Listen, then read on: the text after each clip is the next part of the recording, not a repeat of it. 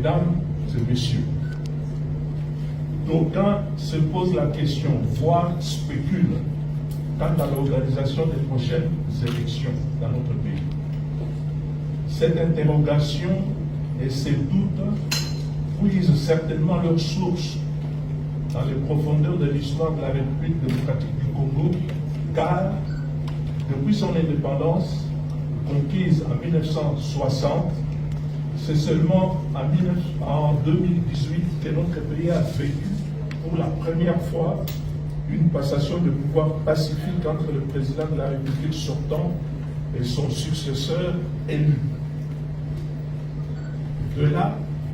à s'interroger s'il s'était agi d'une hirondelle qui, selon un adage de la langue française, ne fait pas le printemps, pourrait sembler légitime. Mais c'est sans compter avec la détermination de Félix-Antoine Tshisekedi Tshilombo qui, dès sa prise de fonction en tant que 7e président de la République démocratique du Congo, avait pris l'engagement de consolider notre jeune démocratie encore fragile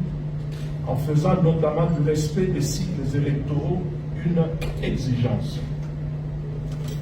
Pour ce faire, le président a non seulement appelé à l'engagement de tous et de chaque citoyen pour des élections inclusives, transparentes et crédibles, mais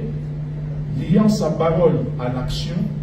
il a instruit le gouvernement à accompagner la Commission électorale nationale indépendante CENI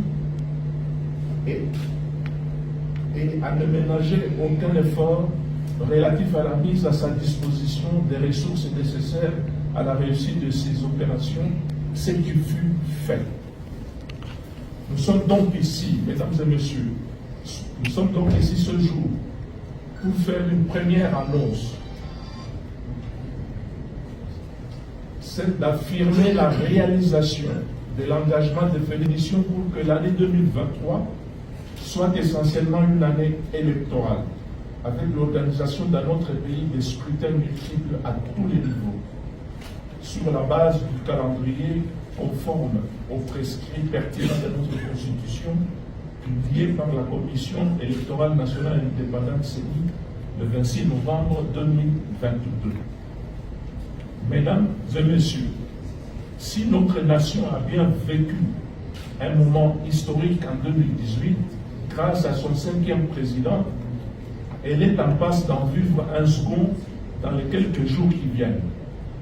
Puisque pour la seconde fois consécutive dans l'histoire de la République démocratique du Congo, un président de la République sortant va briguer